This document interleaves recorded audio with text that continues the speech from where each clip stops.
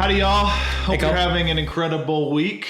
I know. We're in November. It is November. It's gone by so fast. 2020 has gone by fast, which some people might be thankful for that it's gone by fast. I don't know. Now you and I were talking earlier, like we want to get through 2020, but then it's like, okay, what's 2021 going to be? Are we going to look back, you said, and say, wow, I wish 2020 was here again? I hope not. I want to go back in time because it's 2021. We obviously don't want it to get worse, but no. I do feel like you have to have a perspective continuously of saying, hey, this, it's not as bad as we make it out to be, although there are a lot of crazy things happening. There are a lot of things crazy happening.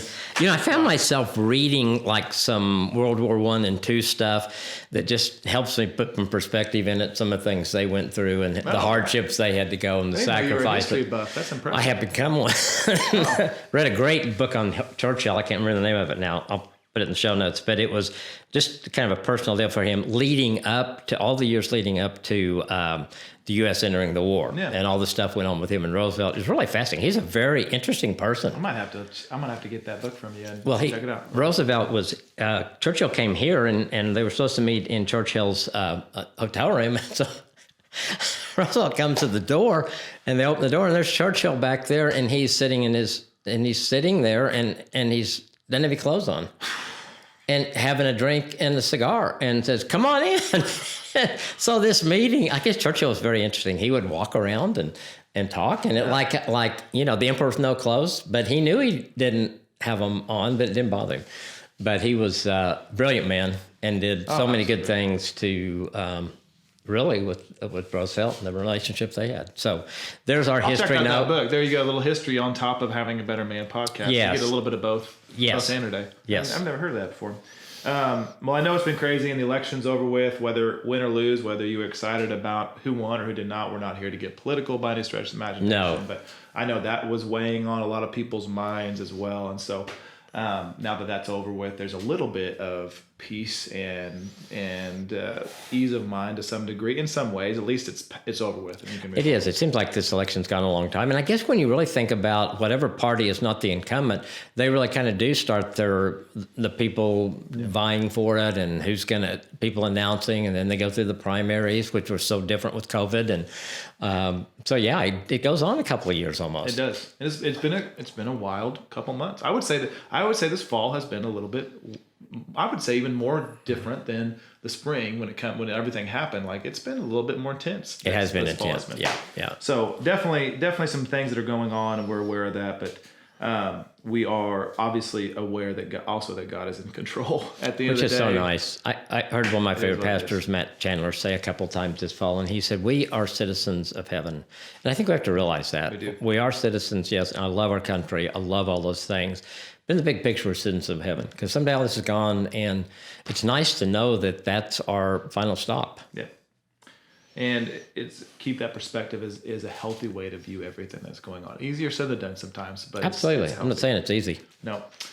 Today we're starting our first of a 3-part series. That's right. Called Unsettled, and today we're talking about settling for compromise in men, and how we continue just to settle for things when we don't. We could be getting something better, but we settle. And I think today in the world, there's a lot of men that just settle for something and don't necessarily say, "Hey, how can this be better?" And I think we need men who stand up and say, "Listen, I want to help better. I want to be a leader. Yeah. I want to just not to settle, but to say I want to lead and I want to be a stronger man overall." And so we're talking about that today. And I know you and I are passionate about this, but I'm excited about it. I'm excited about this series. I'm excited to talk about it. I am too. I love having 3-part series because we'll do December and January in this, and I think it's gonna be great. I'm glad you guys are with us. Absolutely excited. So jumping right in today, we're going to talk about compromise and how as men we settle for certain things, and compromise is one of those, and settling for compromise and what that looks like. And I know you and I've settled at times for that. I've compromised with different things in my life, whether it's my family, whether it's my relationship. But one of those things is faith. And how do you think that we have compromised when it comes to our faith in general? I think as guys, I think our wives usually are better about digging into their faith, learning more about their relationship with Christ, and living that out. I think for us, I think our male ego probably gets in the way some. And I think just that deal of saying, I'm all out, I'm committed to Christ, and I believe that he's committed to me and that he's always on my team. And even if I'm going through hard times, he's still on my team. That doesn't change anything. Yeah. And so I think as guys, sometimes I think we just don't avail ourselves of what all is there. And I think really our wives, so they're so relational anyway. I think those of us who are married, that we learn from that. And I think that makes it, I see Nancy's relationship with God grew much quicker, much faster, much deeper than mine did. And so I think as guys, I think that's where we kind of set that and don't avail ourselves of what God has for us. That's good. I would add to the fact that I feel like when it comes to our faith, we as men, at least a lot today, and you were saying that a little bit, is we don't necessarily dig in or learn more about what it is that we believe. And I think there's times that we just, okay, you say this pastor said this, person says this, it's got to be true. I'm just going to believe that. Almost in a I say this gently, and because I'm guilty of it, it's almost like you're a sheep, and you're just like, okay, this person's false, as opposed to really saying, what does the Bible say? What do I truly believe when it comes to this fact? And we just kind of compromise on that and say, well, it's not hurting anybody. Nobody's in trouble. Love is love, kind of an aspect. Well, that's not necessarily always true. If you call yourself a Christian and you consider yourself a Christ follower, there are certain truths in the Bible that I believe at times we have truly just kind of looked over and want to mix and match the Bible for certain aspects of what it is. Right. And whether you're a believer and you listen to this or not, obviously I'm speaking specifically to those who believe in Jesus, that I'm calling us out to some degree and saying, hey, are we settling when it comes to biblical truth, or are we applying ourselves and learning more about it and saying, hey, what is truth when it comes to the Bible? What that look like? I think you're right. I think we can take a back seat, and because it takes some effort and some work, but I think there's the growth that comes out of that. Once we get into it, we find out that it really is worth it. It really is worth the effort we put in. And we're all individual. God has, yes, the same things for all of us, but I think you see the individuality, that he has some things for me because of who I am. I mean, when Jesus talked about the lost sheep, well, they knew that this different sheep was lost, and they went after it. Yep. And so we're all individual, and God has a special plan for each and every one of us. And we don't want to miss that. And I think as guys, sometimes we just don't take the time to do that. We don't. And one of the things I think about a lot today in society and the way the world is when it comes to our faith is, I don't think that when we know that Satan, he prowls around like a lion. He desires those he may to devour. He may devour. And what I look at and listen to that is, we think of Satan as big, like sin problems, big things that he's doing around the world, like these big things that we see are. But I think a lot of times what Satan does is really quiet and subtle little nuances, little lies, little questions, little compromises here and there that become something bigger over time. And for us men, when it comes to our faith, that's something I'm questioning and almost asking you to look into. It's like, hey, what are you believing over time? These little compromises that are starting to become big, especially when it comes to your faith. And what are you believing when it comes to the Bible, when it comes to what we look at as society and say, this is correct, this is not correct? What are we mincing and mixing up when it comes to the truth of God, just to fit our own comfort levels? And what does it needs to be looked at? I think those are just little lies that he's throwing out there and saying, hey, believe this. There's the Bible passage about falling when the word of God fell on rocky soil, and it would grow for a second, then it would die. And there's truth to that, as far as a lot of men I see, they get excited about the word, they believe it, but over time they start falling and they start going different directions because some of the stuff that they're believing is hard for them to accept. And it's not necessarily. They want to mix it and match it to make it fit better within their own context. Does that make sense? Yeah. And I also, something I thought of, do you think we sometimes don't want to hear what God has to say to us? Oh yeah. It's That's like, a great call. Because he, okay, I know I need to pray about this, but what if and this is what I want to do, but what if he tells me this? Yeah. And I think that's where growing our relationship with him till we get to the point where I trust that. Yeah. I really want, when I pray about it, for him to affirm this and say this, and man, you are on the right path. But if he says this, it's like, okay, I'll trust you. Yeah. And that takes, I think, consistency in our walk with the Lord to get there. Oh, absolutely. Because that's not easy. Yeah, but it's questioning things too. It's like Yeah. I'm not just going to accept this as truth. I'm not just going to believe this because this person says it. What does the Bible say about it, and what do scholars, biblical scholars, going back and figuring it out for ourselves, which I think is. But I see a lot of compromise in that, and I have been guilty of that as well when it comes to our faith. Yeah, and I think, don't be afraid of the Bible. I think I was. No. I think the first time I read it through, I think it was one of the early modern English. It wasn't the Message, but it was a different one. But I mean, start with something like the Message. I mean, start with something that begins to make sense, and then if you want to read something different, fine. But give God a chance to speak to you and see what He says in there. Oh, absolutely. And faith, just in addition to faith, when it comes to leading our families.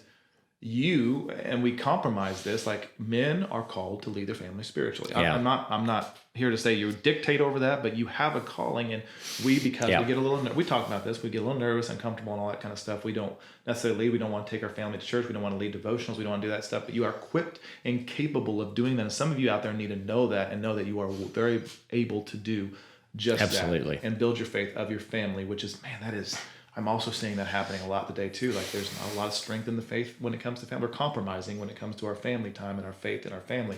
And you guys have the capabilities, men do out there, to do that and do it well. No, I think we do. And I think that's, I don't know that I've ever counseled a guy or worked with a guy that said, I cannot wait to lead my family spiritually.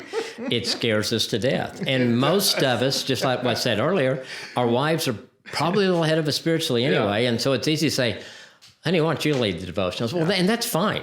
Right. But you've got to you're the overseer. You're the leader of that family. You've got to be involved in that. And if she has the strength you don't, and you guys work together in that with what you're doing. But and so don't be afraid of it. And plus, I'll guarantee you 99% of the wives out there, you making the effort, they are going to be your biggest cheerleader. Absolutely. They want us to do that. And so don't worry about screwing it up or her saying, well, you're not like the pastor. Well, no, I'm not a pastor, but I'm your husband, and I'm going to do the best I can. And so, no, I think our wives are going to encourage us in that. Absolutely. Speaking of wives, we also settle and compromise when it comes to relationships. And when it comes to relationships, whether we're married or not married, and specifically speaking again to Christian men out there, like if you're a follower of Christ and you are dating a woman and you have decided, hey, the best thing for us to do is to move in together, live together, start experiencing our being married without being married, and you're calling that something that is right and justifiable, you're settling. And I think you're compromising on what God wants best. He wants something better for you. And he's saying, hey, there's a reason God says to wait until marriage. Yeah. And the man will leave his parents and be united with his wife. So if you're in that relationship, I'm just going to say that briefly, although that's not necessarily all we want to talk about with relationships. There is truth in that. And that comes back to your leadership of that relationship. If you're settling and you're compromising sexually with your future spouse, your future partner, biblically, that is, you are compromising. No, I agree. And I think that's hard because we have a culture that now when Nancy and I were dating, it was didn't move in together. Yep. Her dad would have been at the door with a gun, if I'd done something like that and shot me. I mean, seriously, it wouldn't just been there to scare me, it just shot me. But I think we live in a culture now that says it's okay. And what my experience in counseling, the couples who wait, I've never had a couple regret it. Absolutely. And I've had a lot of couples that have moved in together, Absolutely. Things happen, and they have regretted it. And, it's just worth it. And I think it's kind of a self-discipline thing. It's the anticipation of it. I've had couples that have, and the other thing is if you, say you're living together now, or you're already having sex with this person, what if you went to her and said, I watched this podcast today, and I think we need to do this different. We're going to get married in 3 months. Let's be celibate. Let's move out. You go back to your parents or back to your friend's apartment, and let's be celibate for the next 3 months. The couples I've had do that have come back and say, our sex on our honeymoon, we never experienced anything like it before. God will honor that decision. Absolutely. And it's something that a lot of couples are following. And honestly, speaking specifically to those of you who are go to church, believing in what Jesus says, people are watching your relationship too. And if you're saying, hey, we're doing this, they're going to say, okay, where does this doesn't add up with what you believe and what the Bible says and what you're doing. That just doesn't make any sense. So people are watching as well. And like Dr. Kim said, if you have to say, I've asked couples like, well, we just can't move out. Okay, do that. But if you say, look, abstain, I'm going to abstain for the next 6 months or however long until our wedding day. Like Dr. Kim said, you'll be I guarantee your relationship will be that much healthier and better in the long. And biblically, you're honoring God with what you're doing as well. But also when it comes to relationships, how do you love your wife and your kids? And we're settling. We're saying, hey, I see a lot of men that are saying, and I'm guilty of it at times, just as much. In fact, just on Monday of this last week, my wife came to me and said, Colby, you've not pursued me. You've not loved me. Your head's always focused on these things and not focused on me.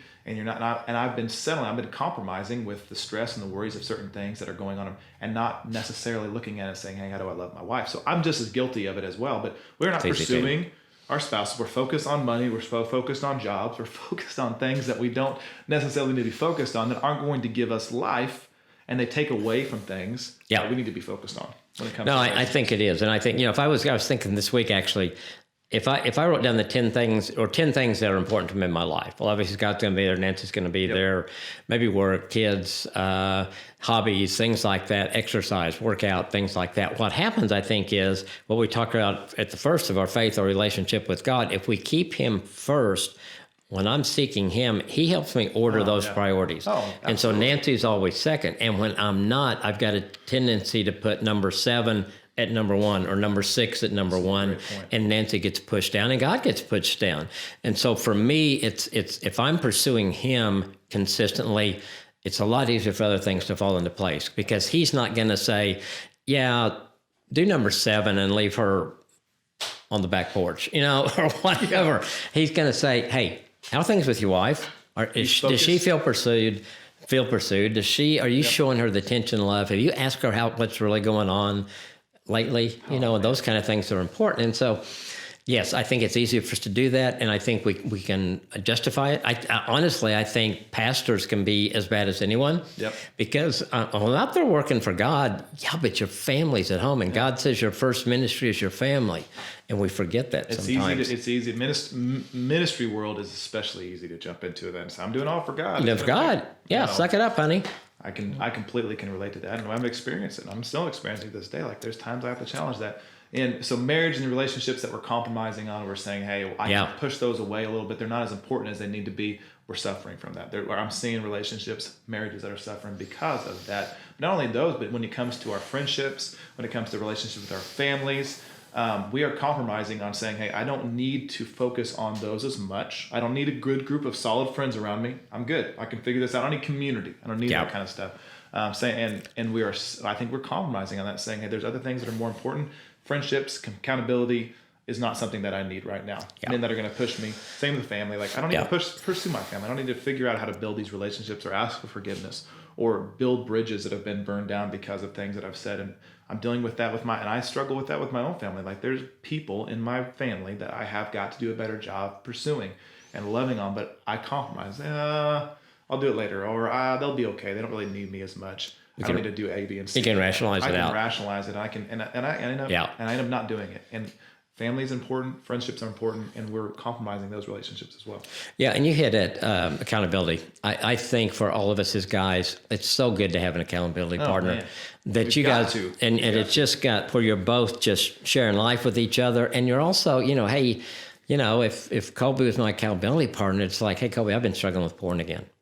I need you, when we meet each week, I need you to be in my face and ask me about that. How'd I do? What'd I do? Did I slip? And will you do that for me? I mean, and it doesn't have to be something that we're struggling with, but it can. But just to share with somebody about, what'd you do this week as a husband? How do you feel like you pursued your wife this week? Yeah. Well, I didn't do very good. Well, I did good this week. Let me tell you what I did. And so you encourage each other, you help each other, and there's some accountability that you're going to talk about important things every time you meet. And then you can have fun too. That doesn't mean you can't go watch a game together, or you can't do some other things, but you have that accountability piece that takes priority. That's absolutely good. And so many men today are islands, and they want to be. Absolutely. We don't want to have, and it's hard. It's hard sometimes to be open and honest, to find men that look at. You can find great relationships in church. And honestly, I think sometimes it's looking where you look for these relationships, these friendships at. But church, and honestly, I see a lot of really strong Christian men that want that in gyms, working out. There's a lot that come out of those, CrossFit, stuff like that. There's a lot of things like that. Men are hungry for that, and you can find them if you choose to look for them and you choose to find them. But you have to be vulnerable, open up, and say, hey, this is something I need, but man, it's so important. It is important. So you're saying probably won't find that guy at the strip bar with you. I don't think so. I mean, it would be a different form of accountability at that point in time. Yeah, like you're both saying, of us don't. Hey, we're struggling with this, man. There we go. Let's meet here and talk about it. Well, No. I don't think that's going to... Let's meet somewhere else. Yeah. No, and I do think it makes a difference. You want somebody that you know what your values are, your beliefs is, and you want someone that comes alongside you in that. And you may differ a little, but that someone is pursuing the same things in life that you are. Yeah. Absolutely.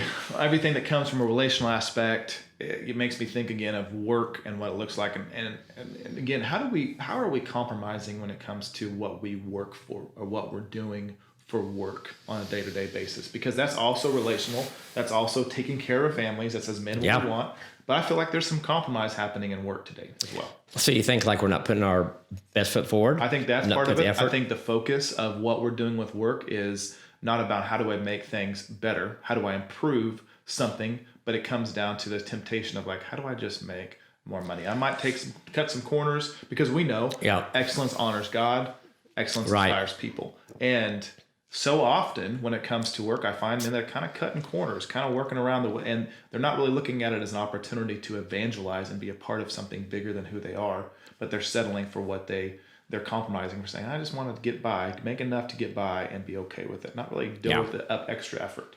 Does that make sense? Yeah, it does. And I think it's easy sometimes to fall into that instead of saying, I think what you said is right. If you're a Christian, people know you're a Christian, they watch you. They want to know, why are you different? And so if you're cutting corners, or you're not putting your best effort in. So I think we honor God by doing our best in that. And some of you may say, well, but my job, how can I be in ministry there? One of my favorite stories is a guy that I always remember. He was the, we called it janitor at that point in our high school. This guy walked down the halls, doing his work, smiled at every kid, figured out what our names were. He had a ministry right there, and people would say, he was a janitor? Yeah. And I still remember him all these years later because of who he was. So whatever position you're in, God can use you. That's cool. And that is absolutely true. And I think men forget about that sometimes as we try to achieve. One of the dirtiest words I think in the English vocabulary is we want to have, it's rising, the climate ladder. Now I just blanked on the word of it, but it's climb the ladder of success. You want to have ambition. That's what it is. You have ambition. One of the most, because it's so construed and it's so tainted in so many different ways. We want to just continue to climb, continue to get that. And as soon as we get there, we want to get the next. And ambition really has a chance to do a lot of damage within who we are as a person, but also in the job that we're working. And like you said, maybe sometimes God just has you where you're at right now, and that's okay because he's going to use you to do amazing things. And we know that the wisdom of the world is foolishness to God. Absolutely. And so God can do amazing things with a janitor as opposed to, let's say, somebody that's a CEO of a corporation. Absolutely. And he can humble. You do more through that janitor than he can through a CEO. And there's nothing wrong with being janitor. I mean, this guy was happy. He was but as I ended up knowing a little bit more about him after I graduated, he was a great dad. He did all the things, and he was cool. Very successful in his life and very content with the role God put him in. That's so cool. That's so cool. I loved it. So work, I think, is ways that we do compromise our work, and we are constantly wanting to do things there that could, not everybody does that, but I see that happening. I think the more that we can put focus on saying, hey, how does this honor God, and how do I use this as a platform as opposed to something to do for me, God blesses that and works through that. But it makes me think of when I think of work, I think of the finances and how, are we compromising with our finances when it comes to resettling? Basically like, hey, I'm going to take this money and I'll give a little bit here and there. I'm going to do a little bit. Most of it, I'm just keeping it and I'm holding on to it and I'm buying the things that I want. And in American society, man, we have access to so much stuff that we can have. Yeah. But are we using it to benefit and bless others, or are we just blessing ourselves? Yeah. And at the end of the day, you're not taking any of this stuff with you. No, I don't think so. As far as I know. And so I do think we are settling when it comes to our finances and how we're spending and what we're doing with it. And we're not honoring God with that. That's to some degree. Yeah, I agree. And I think that's something, because of our culture, we have to be very intentional about that, because it's so easy to be swayed and I need this, I want this. God, you can sit in church and, well, God didn't need my money. Look at this place. This is pretty cool. He didn't need my money. But that's not the principle. No, and he doesn't need your money. That's right. It's not because he needs your money, but your principle is what you're It's a principle that he wants us. Yep. He wants us to trust him with the money. And I've seen some of the people that have the least amount of money are the happiest. Yep. So we're talking again about how we settle for money, like our finances, how we're settling with compromising with our finances. And you said a great point as far as like we have so much here in America that we can just spend it on anything that we possibly want. But you and I both know that and you're talking about the tithe and how important it is to give it to God and how he doesn't necessarily need it, but the principle of the fact that you're giving away. But there's so much more that we get when we give in that aspect of thing. And we have so much in the world. Even 2020, as crazy as it's been, we have so much more compared to the rest of the world. But where are we? What are we doing with our money? Because that's so. Are we just compromising and saying, I need all of these things, I'm going to spend it on the X, Y, and Z, when God is saying, no. I want you to trust me with what I have. You give it because I've blessed you with so much. I want you to bless others. And I think we compromise on that a lot. I can be as guilty. I'm not here pinpointing or pointing fingers. I can be just as guilty at that as I used to come up with all kinds of reasons. And I can remember people saying, yeah, but God does more with 10%. And your money will go farther with 90% than it will with 100. I'm going, right. Yeah. Sure. So finally, I said, Nancy, I know you've been wanting to tithe for a long time. And so we are, and we've never looked back. Yeah. Let me say, and I don't know. I don't understand that. I don't understand how 90% goes farther than 100%, but it does. And that's part of who God is. And the only thing, and you mostly may have heard this, that God challenges us or said, test me. And in the Bible is with the tithe. Yep. He said, test me. So does that mean you're going to go to your mailbox and get $1 million check? Probably not. Yep. But you're going to just see him working in your life, and you're going to see some amazing blessings and things that come along with that. And God provides and he takes care of us. Something that Man and I are learning so much right now is just how he takes care of us on a weekly basis. Like, I don't know how this week's going to look out, but he takes care of us in the midst of all of these things that we're going through. And I remember a time when we were down to, I had to go to the neighbor's house to borrow some eggs just to make some food for my kids because we didn't have enough money to buy any eggs. And I get a call from a friend. He said, hey, come to my house. And so we came to his house. I came to his house, and he gave us money that I had no idea was coming. Yeah. And he got us through enough for food and everything else like that week. And it was such a humbling experience. And a lot of that came through with us continually being faithful with the tithe and trusting God with what we're having, and him being faithful with what God had given him as well, and seeing a need and meeting a need. And there's so many blessings that come from that, and so many opportunities. In fact, the New Testament talks about it. Jesus never says, hey, give 10%. Jesus says just to give, and give above and beyond what you have. And so God knows what we need. He's going to take care of us, and he's given us finances to take care of other people as well. And it's such a blessing. I never really understood what being a joyful giver was, but I think the more you do that, and then you see another need, and I don't say, we've already tithed this month, and I say, hey, Nancy, this person needs their electric bill paid. Let's do that. And so I think you get into where this joy of giving, and it's like it becomes something that's really fun, and you see that God can use you in other people's lives. And I think, people need to know. I mean, if they don't know, Colby and Amanda started this amazing ministry a couple of years ago, and anytime you start ministry out, there's some struggle times, and they've been through that. And what I've seen, so being so close to them, and what has been so cool is how God has been faithful. Yes. And when he calls you to do something, he doesn't say it's going to be easy, but he says he's going to be with you. Yeah, absolutely. And he has. And he's faithful, and we have stories of the things that he's done that you're like, wow, that's got to be God. But it's so cool to watch him show up and show off to some degree sometimes as well, which is pretty neat to see. And we're blessed because of it, and blessed by people like Dr. Kim and other people that just continue to encourage, inspire, and also help us as we move forward with what God is doing. So trust God with your finances as you're trusting him with everything else. And don't compromise. Don't settle for like getting all of the stuff that you think you need. Compromise by saying, God, I want to give it first and foremost to you, and then go from there. Man, we could talk for days on this, I think, as far as things that we compromise. And we're not here to make you feel guilty or feel judged, but it's more of a standpoint of like, we just want to challenge and we have and ask questions of like, hey, are you doing this because we believe there's better things for you and your life, just as we're being challenged as well. Well, the challenge is that's me when to relook at things, which I need to do on a regular basis, because I think even when we get there, it's easy to fall back. It is. It's easy for something to kind of get our interest, and we kind of go back into that, whether it's being a leader at home, whether it's the way we pursue our wives, whether it's our finances. And so for me, it's got to be a pretty regular thing of assessing and being honest with myself and not blaming, well, I didn't do it because of him or her or that. Yeah. It's like, no, I made a commitment to follow what God wants me to do, and I got off path, and I got to get back on. Yeah.